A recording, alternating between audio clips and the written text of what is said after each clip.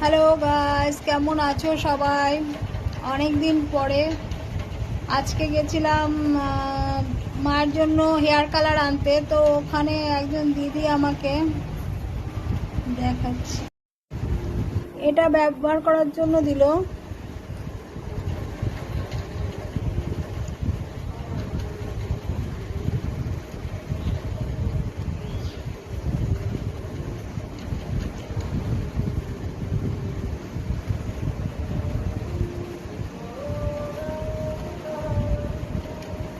fresh Canada